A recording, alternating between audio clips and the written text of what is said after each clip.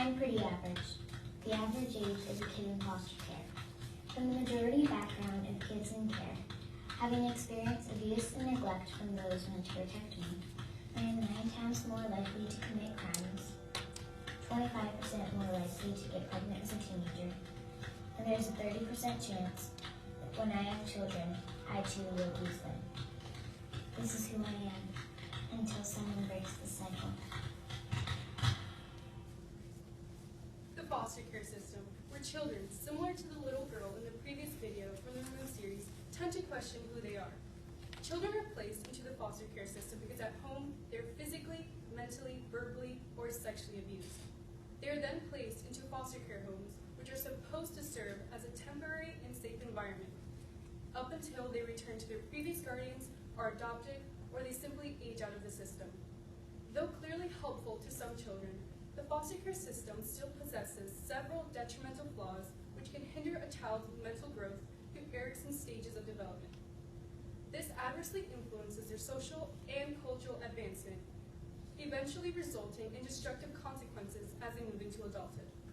This leads to the proposed question of, to what extent does the foster care system in the United States adequately provide protection and stability for children and adolescents? Good morning, my name is Estefania Pineda. I'm Emily Kogan. Alexis King, Vanessa Wilman, and my name is Rachel Vaughn. The foster care system can be dated back as early as the establishment of the Jamestown colony, according to National Foster Parent Association. The regulations and laws embedded in the foster care system have been modified through history to aid and ensure the uttermost safety and well-being for both foster children and parents, ultimately resulting in the modern system that we possess today. Brenda McGowan, an investigator for Social Service Research Project, states that prior to the creation of foster care, many laws were set in place for the protection of children, such as the Society for the Prevention of Cruelty to Children, the Children's Bureau of 1912, and the Shepherd-Towner Act. Subsequently, the first form of foster care was introduced in 1854 by Charles Loring Brace and lasted into the 1930s, acquiring the name New York Children's Aid Society, mentioned by Betty Reed Mandel, co-author of New Politics. Corruption was prevalent after World War II, when Brace determined the time spent in foster care prior to being adopted. Later, several attempts were made for the prevention of racial discrimination, such as the Multi-Ethnic Placement Act. Now, history reveals the methods used in the foster care system are ultimately ineffective, and if these issues are not resolved, many children will fail to develop according to social standards. Vanessa? Thank you, Rachel. Erik Erikson, a well-known psychologist, concluded that there are 8 stages of development in a person's lifetime. And Donald Capps, a Princeton Theological Seminary, explains what each stage is about. In each stage, there's a different psychosocial crisis and virtue. The first psychosocial crisis, as you can see here, is stress versus mistrust, and it involves the virtue of hope. During this time, children will attempt to look for a stable parental figure for guidance. But more often than not, that figure will not be provided by the foster care system, thus hindering their abilities to solve problems. The second psychosocial crisis is autonomy versus shame and doubt, and it involves virtue of will. And due to the system's unstable environment, children will fail to earn that virtue, and they will not explore or learn. The third psychosocial crisis is initiative versus guilt, and it involves the virtue of purpose. During this time, children will attempt to look for some sort of place they have in the world. And if they fail to do that, they will not only fall behind academically, but socially, thus hindering their abilities to find future career choices. The fourth psychosocial crisis is industry versus inferiority, and it involves the virtue of competence. If they fail to earn that virtue, they will not explore their capabilities, and they will develop poisonous relationships. The fifth psychosocial crisis is identity versus role confusion, and it involves the virtue of fidelity. Failing to earn that virtue will lead to children having problems and conflicts with other members of society for the rest of their lives. And the subsequent stages will be affected negatively, leading to poor adult outcomes. Lexi. Thank you. Part of growing up is being part of a culture. Culture, according to Merriam-Webster, is a particular society that has its own ways of life and beliefs. Children who grow up in the foster care system become accustomed to a different way of living. This way of living consists of them moving from home to home and school to school, creating relationships relationships only for them to be torn apart. This creates an undesirable culture that no kid should ever be a part of. A brave young woman, Claudia Felder, shared some of her troubles with the system with the NPR, a news broadcast, who mentioned she was a victim of both physical and sexual abuse. Also, 3 previous foster care children shared some of their experiences in an interview done by Natalie Pozo, a news reporter from Fox 5 Atlanta. She stated that the Calazaire sisters lived with countless families and were moved from one school to another. Both of these experiences are an example of the culture these kids become a part of. This inherently affects their growth in terms of the Erikson stages of development, specifically obstructing the virtue of hope, which then creates a domino effect, conflicting with each following stage. Emily? Thank you, Lexi. During adolescence, the transition from childhood to adulthood is the most important part, according to Erikson's 5th stage. Now, take this most important part, this transition, and shrink it down into a 90-day period. This is the amount of time the government allows social workers to have with foster youth aging out of care to plan their future after graduation. Ask any high schooler, especially the ones in this room, this is not enough time.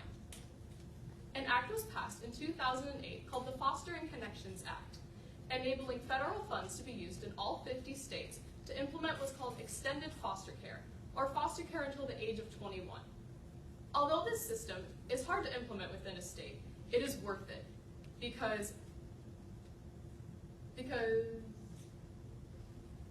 that graduation rate you see back there, that's less than 3%, it doubles when kids can stay in extended foster care.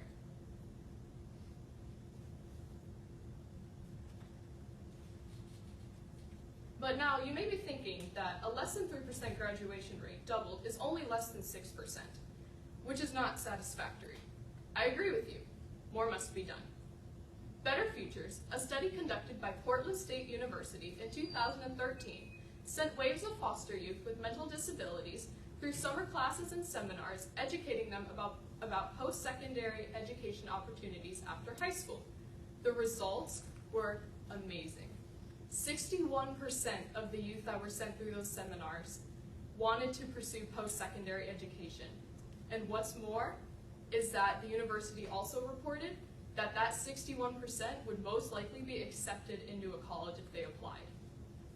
This just goes to show that with the right tools and the right education, foster youth can forget their past as a foster child and advance to become valuable members in society.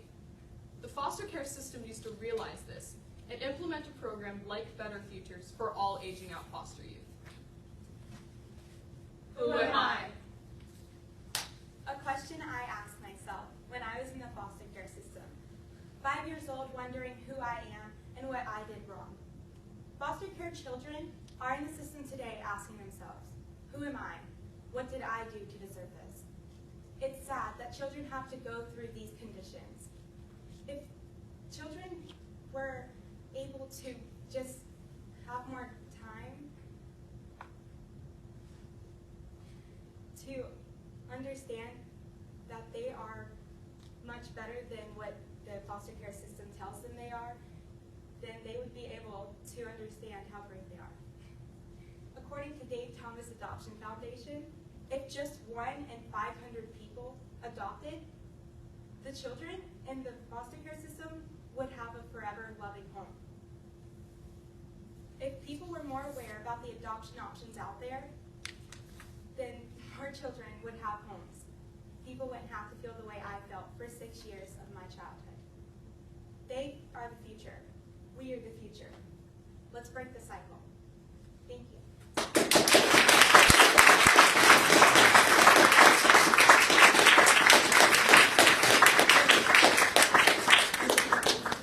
All right, thank you guys. Great job. Way to start the day off. Let's get through some questions. Again, I'm just going to literally go left to right, or you're right to left. So you're up first, Vanessa. Can you give me any specifics about what you learned from one particular source? Yes. From the Dave Thomas Foundation, Adoption Foundation, we learned that if 1 in 500 of the people who wanted to adopt actually adopted, then virtually every child will have a home. We'll move on, Fefe. Which of the sources did you you particularly use that you found to be most helpful in during your part of the paper and presentation? Personally, we found the Removed series, a video with the little girl that we showed you. It showed us the multiple statistics on children in foster care, how they are affected, how they feel that they don't know who they really are because they're treated as a statistic. So therefore they question who they are, such as Lexi did when she was in the foster care system. Thank you. Lexi? How valid and reliable were the sources that you used? Well, I believe the sources were very valid because before we even went into researching in a source, we checked the validity of the author by finding their credibilities, like who they are. Thank you. And what information did you need that you couldn't find? So we lacked a little bit on the economic aspect of foster care. So like kind of, because it's a government program, how the government actually like finds funds to fund the foster care. So that if we had more time, we would go more into the economic aspect. Okay, cool. Rachel, as you were going through this process, were there additional questions that popped up that you hadn't thought about at the beginning but came up as you went through it? We thought about many, as Emily said also, that we didn't really know how the foster care system was funded, and depending on the status of the economy, how the children were affected throughout. And if we knew more about this, I feel like we could have improved our research. Okay, we stop that.